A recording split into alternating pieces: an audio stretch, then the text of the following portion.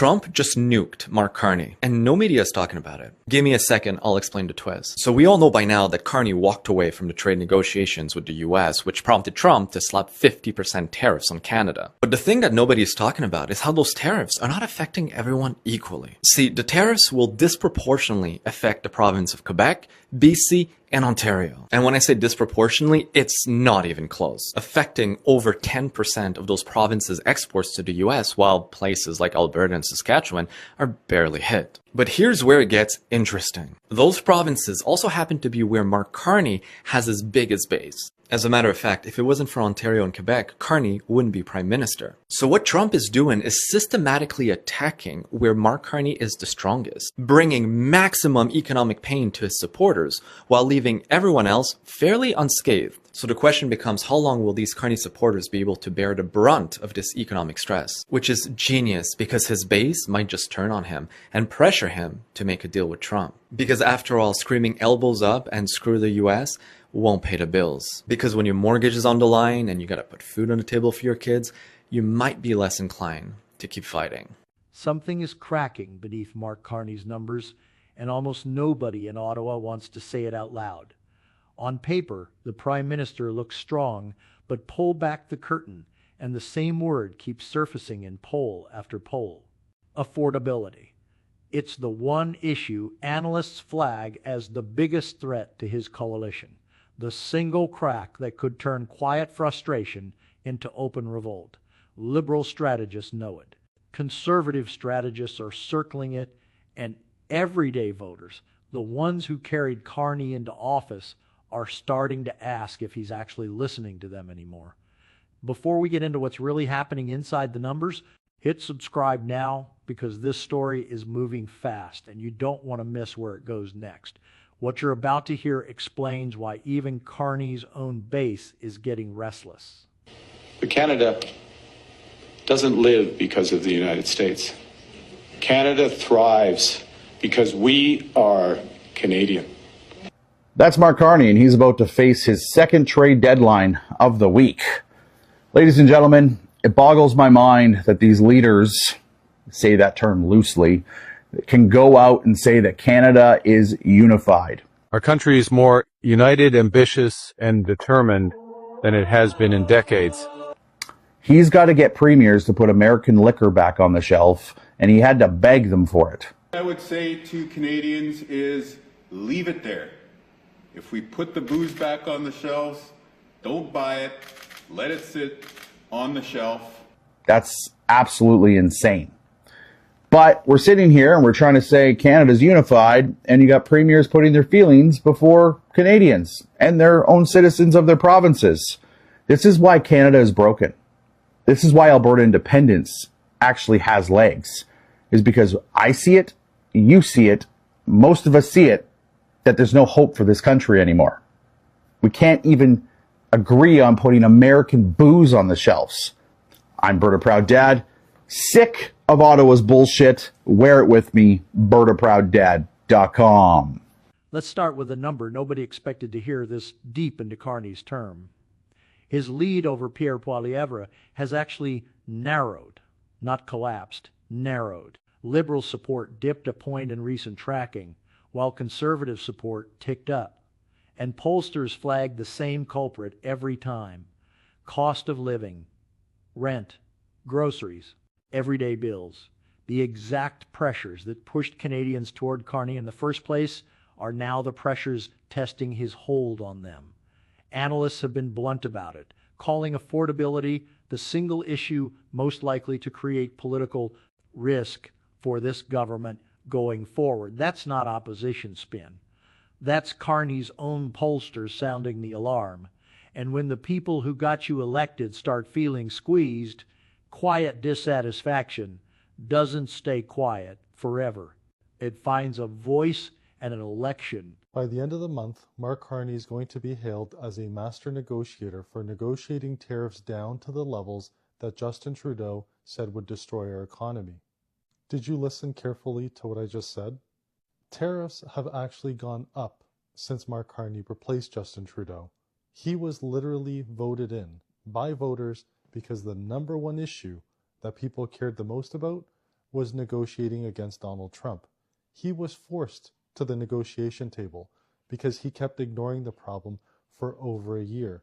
Donald Trump got fed up with it, and he said, I'm now going to impose 50% tariffs on Canadian goods starting, and this was 2 days ago, on August 19th.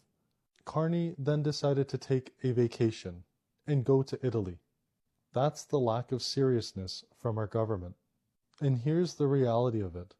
The tariffs that we're going to have are going to be higher than what we previously had before, and they are not better than what we have with Kuzma. He was supposed to negotiate a deal where we would be better off than Kuzma, or at minimum, be equal to what we have with Kuzma. While we don't know what any of those terms are, our government has stayed completely silent, and we have learned more and more about it from the US government. The media is going to try to go overtime and gaslight you. They are going to try to sell it to you as, we couldn't do any better, but Pierre Poilievre, he would have given up all of Canada. This is exactly what's wrong with the media ecosystem today. They will protect the master that pays them. Then there's Alberta, the region even Carney's own team privately calls his toughest fight. While he's posting strong numbers almost everywhere else in the country, Alberta tells a different story. Disapproval consistently outweighs approval. They're sometimes by double digits. For a prime minister who built his brand on national unity and economic reassurance, a province openly rejecting his message is more than a regional footnote. It's a warning shot. And it's not just Alberta grumbling from the outside, inside the Liberal tent. The party's majority itself has become controversial, built in part through a wave of floor crossings from other parties rather than a clean election mandate. Some Canadians see that as smart coalition building. Others see something else entirely, and that division isn't going away quietly. It was just revealed that Carney sent $63 million to the UN for food aid. Who cares, right? Why does this concern you? Well, we're at a point in Canada where food insecurity is so high that over 2 million food bank visits are recorded every month, out of a population of 40 million. But the point that should really piss you off is the fact that we're sending 3 times more money abroad to help other nations than we are investing helping our own. I think most Canadians are decent people and they're somewhat okay for some reason with paying taxes, but they expect our taxes to be used to better the lives of other Canadian citizens and the country as a whole. And we can be gaslit all day being told that sending money to Ukraine is somewhat righteous and the right thing to do. But when we're sending money literally to help other countries with their food insecurity, while we have our own major problem back home, no amount of gaslighting will justify that. So share this with other Canadians because they kind of need to know where their tax dollars are going and why it's not going to help Canada. Here's the part that should worry Liberal strategists most. Even satisfied voters aren't universally comfortable with how this government got its power.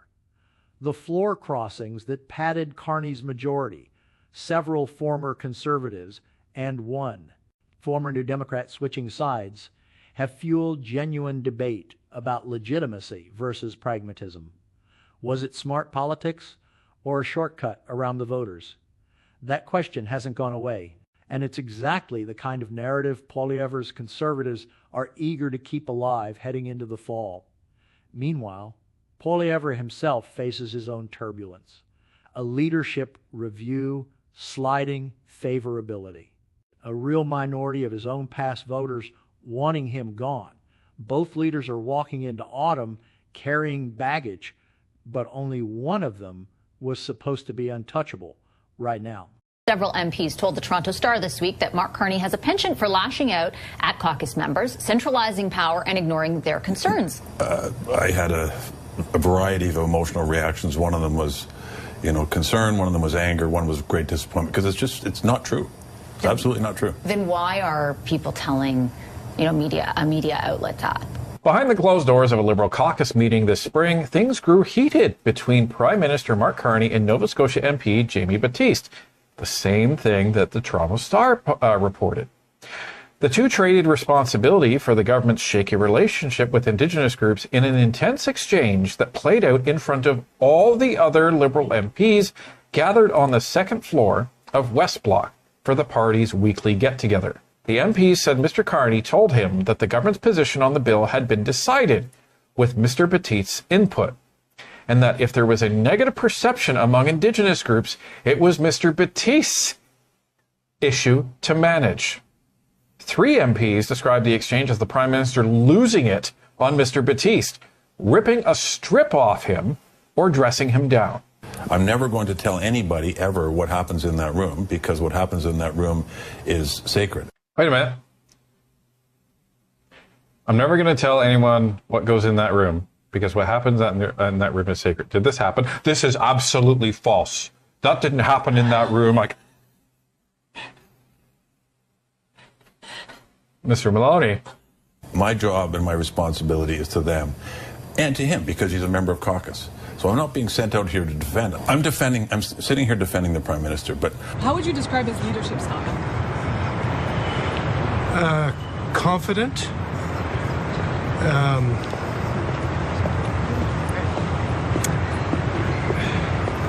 Look, the story's wrong. I'm sorry. So here's where it all lands. On August 31st, 3 federal by-elections in Beaches, East York, Chicoutimi, Fjord, and North Vancouver, Capilano will hand Canadians their first real chance to answer back. Not with a poll, with a ballot. Every crack we've talked about, the narrowing bleed, the affordability anger, the Alberta rejection, the floor crossing controversy, it's tested in real votes, in real ridings, in real time. If Carney's coalition holds, this warning sign fades into background noise. If it doesn't, Ottawa won't be able to look away from it anymore. Either way, one thing is certain. The comfortable story Carney's government has been telling itself is about to meet the voters who actually get the final say. If you haven't been able to keep track of everything Mark Carney's been doing over the past few months, you're not alone. In just 14 weeks, the Liberals passed 21 bills through the House of Commons. That's 1.5 a week, and 7 of them were rushed through. And we're not talking about irrelevant bills here. We're talking about bills like Bill C9, Bill C22, that will fundamentally change Canada. And don't be fooled. This is not a coincidence. They are overwhelming us on purpose so that even guys like me who do this full time can keep up. So how can you expect regular everyday Canadians to be informed of what's really happening? They can't. And that's the plan.